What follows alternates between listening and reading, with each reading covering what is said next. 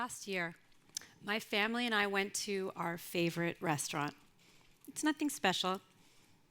It's just a few blocks from our house, but there are screens on the walls for my son Gabe to watch sports. There are Shirley Temples for my daughters Chloe and Julia, and there's an extended happy hour from my husband Kevin and myself. So we sit down at a table in the window. The waitress walks over. She has these big blue eyes, and she asks us what we'd like to drink. 5 waters, no straws, please.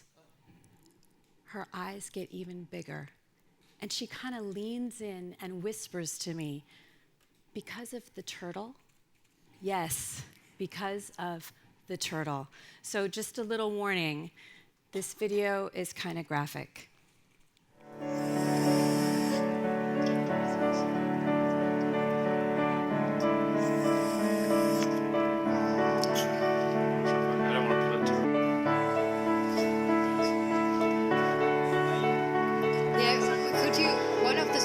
The sterile swabs, could you put them into the iodine, and then we're just gonna try to clean it?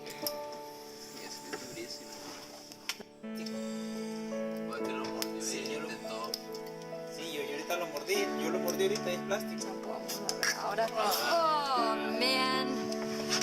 Show me please, I want to.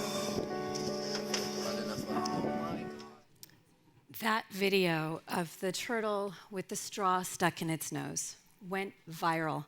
14 million views and major media attention.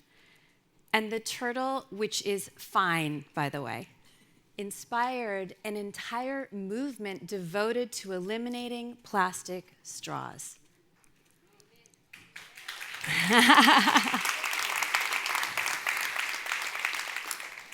But are all plastics bad? Electronics depend on plastic elements. Cars are made from plastic, with plastic. Lives are saved with plastic. And we couldn't have bikinis without spandex and lycra, which are technically plastic, because no one's going back to wearing that on the beach. So some plastics are necessary. That's true. But what about unnecessary plastics? Cups, bags, bottles, straws. These are some of the top sources of single-use plastics, which means things we use once and throw in the trash or the recycling bin. Single-use plastics like these contribute to the 8 million tons of plastic that we send to the ocean every year. That's the equivalent of dumping a garbage truck full every single minute. We need to start refusing single-use plastics before we even think about reducing, reusing, or recycling, because if we continue like this, scientists predict that by 2050, there will be more plastic in the ocean than fish. In the ocean, plastic never biodegrades. It just breaks down into smaller and smaller pieces. These are microplastics, tiny and pervasive microplastics. Think of them like the particulate matter in smog. About a decade ago, stories started emerging of this giant floating island of plastic trash. First, it was described as the size of Texas, and then 2 Texases, and then people started photoshopping images of this place. We wanted to believe in it, because if plastic in the ocean is restricted to a specific place, then we can clean it up if we can just figure out the technology, and that's the easy part, right? I mean, we put a man on the moon. But the truth is, that island simply doesn't exist. Microplastics know no boundaries, and there's no superhero scientist swooping in to clean them up. Think about smog. We can't solve that problem by simply filtering the air. We have to establish and enforce better systems to limit emissions. And in this case, the primary source of emissions is our single-use plastic habit. Just like the particulate matter in smog, contaminants in microplastics are also linked to human health problems. You see, plastic has this unique ability to both absorb and leach toxic chemicals like endocrine disruptors. One study showed that in the ocean, a tiny piece of microplastic can be 1,000,000 times more toxic than the water around it. And when those microplastics are eaten by tiny organisms, and those organisms are eaten by tiny fish, and those fish are eaten by bigger fish, those contaminants can work their way up the food chain to us. Researchers found microplastics in 33% of shellfish, 25% of fish, sea salt from around the world, and most recently in 83% of global drinking water samples. Now, of course, we don't eat the gut of a fish, and these studies found very low levels of microplastics.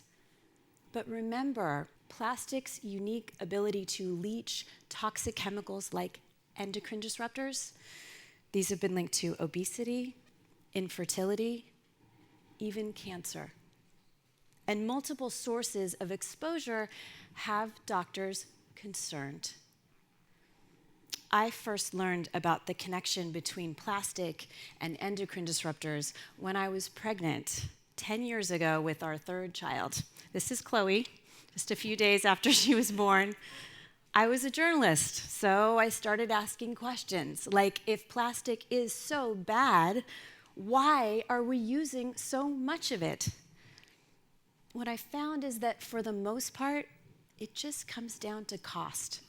It's simply cheaper for manufacturers to make products and packaging out of plastic sourced from fossil fuels than it is from any other material, including recycled plastic. So then I started investigating compostables. These plastics, typically made from plants, have been positioned as a more sustainable alternative to those made from fossil fuels.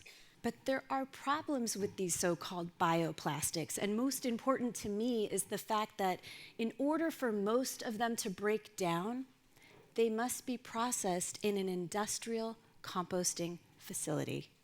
And these are simply not widely available. Most of these plastics won't break down in your compost pile. They won't break down in your green bin, and they certainly won't break down in the landfill. Unless they're processed with just the right amount of humidity and heat, they act like any other plastic, especially in the ocean. But what about recycling? For years, we've been told that we can use as much single-use plastic as we want, guilt-free, as long as we put it in the recycling bin. I was a baby when Woodsy the Owl came out. One of my earliest memories is accidentally tossing a plastic cup out the car window, and my mother swerving to the side of the highway to get out and go pick it up. Even then, I knew plastic went in the recycling bin. Putting it in the trash? That was just wrong. I was taught that the solution to plastic pollution is better recycling. And the promise of recycling is fantastic. A 2011 study showed that if we simply increase recycling to 75% just in the United States, we can create 1.3 million new jobs and climate pollution reductions equivalent to closing 72 coal-fired power plants. But today, the reality of recycling, it just isn't so great. So first of all, just because you see an arrow and a number on the bottom of a plastic product, that doesn't necessarily mean it's recyclable. That number is simply telling you what type of plastic the product is made from. What's recyclable depends on where you recycle it. So take number 6, for example. That corresponds to polystyrene plastic, probably best known in its expanded form as styrofoam. Where I live, we can sometimes recycle polystyrene, but a few miles down the road, they can't. And if you accidentally put a piece of styrofoam into one of those recycling bins, you can potentially contaminate its entire contents so that those plastics aren't recyclable either. But nobody knows this. The truth is, our single-use plastic habit has simply exceeded our ability to recycle it. Production has increased dramatically since the 1950s, when plastic was introduced as a miraculous material. It was cheap. It could be molded into anything. And best of all, you could just throw it in the trash when you were done. Today, global manufacturers make more than 300 million tons of new plastic from fossil fuels every year, and we recycle less than 10%. And even if we recycled 100% of that plastic, chances are most of it will not be turned into new products. So remember, most plastic is made from fossil fuels. When those prices are low, the price of virgin plastic is suppressed as well. And the price of recycled plastic is expensive in comparison. Without a profitable market in which to sell used plastic, many recyclers export it in a process known as outsourcing waste. A container ship filled with goods delivers, and those empty containers are filled with bales of used plastic and sent back across the sea. In 2011, America's primary export to China was used plastic. Other top destinations include Indonesia, and in many of these places, there's no developed waste management infrastructure, so the system depends on people, often children, who sort through trash for valuable pieces that they can sell. The remainder is burned or gets swept out to sea, and that's how a lot of that 8 million tons of plastic ends up in the ocean. A 2015 study showed that 80% of plastic in the ocean comes from Southeast Asia, with China and Indonesia as the top sources of leakage. I was at a conservation conference last year, and I was talking to a sustainable forestries guy. Let's call him Bill. I shared that statistic with Bill, and he looked at me and he shrugged and he said, "Well, we're off the hook then." But are we? That study failed to include analysis of developed countries like the United States outsourcing waste. Do we blame the cup for spilling or the hand that continues to pour? I don't want to discourage recycling, but even if we fixed the system today, we wouldn't solve the problem tomorrow. We are simply using too much single-use plastic. In the United States, we use 500 million plastic straws every single day. Globally, we use 1 million plastic bags every minute. I'm up here for 18 minutes. That's 18 million plastic bags. Using and tossing these single-use plastics, it just comes down to perceived value.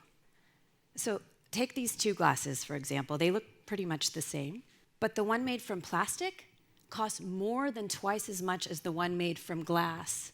Yet most of us would never think about throwing that glass in the trash or the recycling bin. Let's shift that paradigm. Refuse single-use plastics and try to only buy plastic products that are valuable enough to hold on to. I started doing this when my children were small. This was one of their favorite toys, all 3 of them. And today it sits on a shelf waiting for grandchildren. Shifts like mine have taken hold around the globe. More than 30 countries have banned or taxed plastic bags. Ireland was first in the EU to tax plastic bags in 2002, which resulted in a 94% reduction in the first month.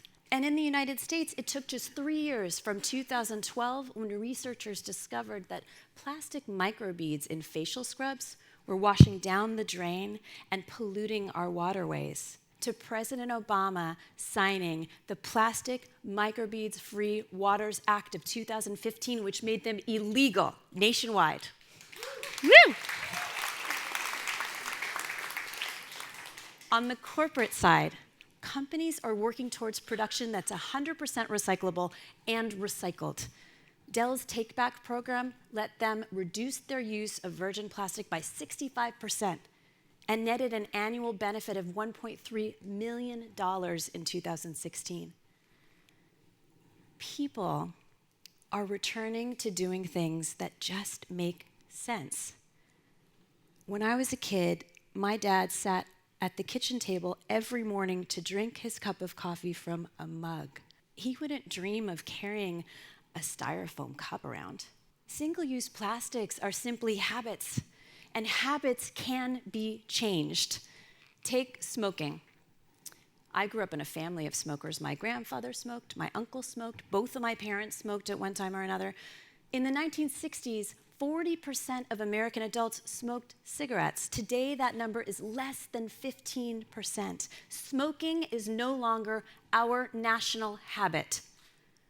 So, what can you do today to break your single-use plastic habit? Carry a reusable cup, or sit down at a table and drink your cup of coffee from a mug. Bring a bag so you don't have to choose between paper or plastic. Fill a bottle with filtered tap water and save yourself a ton of money. Try to do these things for one day. Don't beat yourself up if you forget. Go for a week, and then maybe a month, and these will become your new habits. When single use is the only option, look for companies that are spearheading innovation.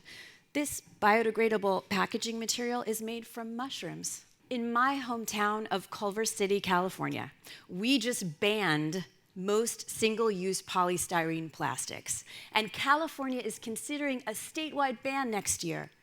Find out what your representative is doing to solve this problem. And if they're not doing anything, let them know you'll take your vote elsewhere. By working together to support better legislation, corporate ingenuity, and individual activism, we will solve the problem of plastic pollution. We'll return to a world where conservation is commonplace, resources are valued, and children everywhere swim in clean ocean waters. A world that once again makes sense. And of course, you can always start by ordering your next drink with no straw, please. Yes, because of the turtle. Thank you. Thank you. Thank you.